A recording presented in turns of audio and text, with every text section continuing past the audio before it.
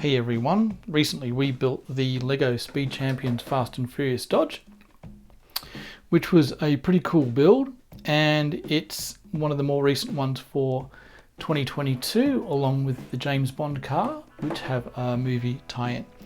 As you can see, we've got the Dodge there. I've got a previous Speed Champions Dodge, which is this one, which has a very similar look to this first one.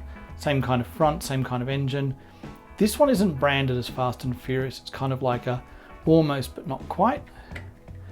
And then of course we've got the original ginormous Lego Technic Fast and Furious one here, which you can see has all the moving parts for the engine, steering here, and quite a bit of suspension as well. I quite like this one. It's got a lot of suspension in it, which I quite like. One of the things I like about this one especially was the inclusion of Dom Toretto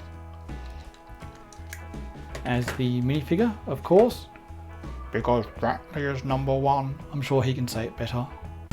I don't have friends, I got family. He also comes with a wrench. One thing that's different between the Technic Fast and Furious Dodge, which is a Fast and Furious branded one, is the NOS is in the back. Whereas in this one, the NOS is there next to him. And interestingly, I've just noticed as well, this one has a NOS there as well. I need NOS. I need NOS. I don't remember in the movie having it in the back of the car. I remember he had it sneakily under the seat here, which is what I think this one's meant to be.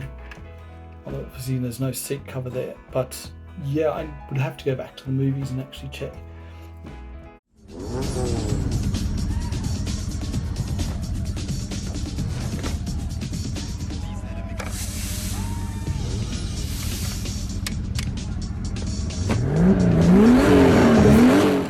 So, you know, small spoiler alert, he uses NOS to drive so fast.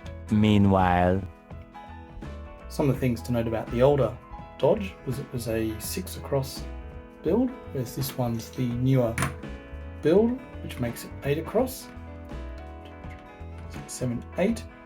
And much like this one you can pop the lid off, pop the turret off, and get the driver out. Generally okay.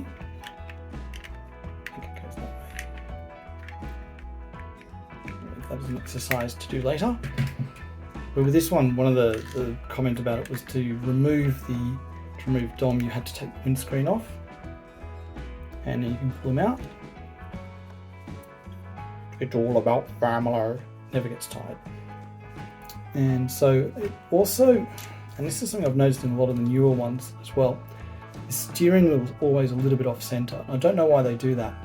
They've got the mechanics and engineering to be able to put it bang in the middle between the properly for the driver, but they always seem to be a little bit off kilter here. I don't quite like that so much. So then you have to make sure the arm is down, windscreen on, and then the lid, the turret itself fits on like that.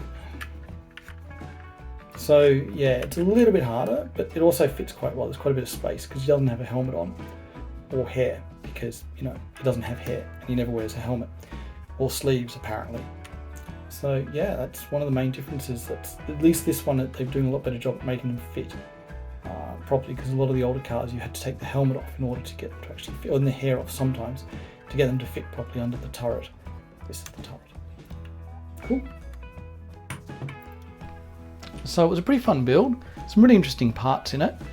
It's the typical of a Lego thing where you start building some really interesting engineering, and then for some reason you've got no idea why, but they completely cover it up. But the back, if it wants to come off this time, but you can see the back is joined here, and it doesn't actually extend out past the whole thing like a usual frame does. Same for the front, it sort of fits on the front. But underneath here, there's a whole lot of really interesting bits. You build it just to get the spacing right, to get that curve and that black design right. sticker.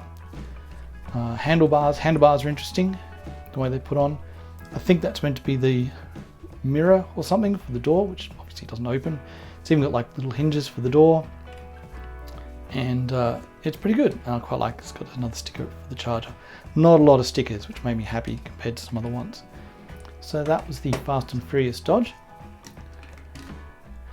We'll come back to that later for opinion from Ozymandias to see what he thinks. Later. I think the car's really good. I think the car's amazing. I really enjoy building it. I really like how the You get the idea. I got fit in the car. I can't fit. My head's too big. Maybe if I go head first. Shiny head first. Plonk. There we go. Now he's in. So that's the build. A lot of fun. Took a while, a couple of hours, for reasons.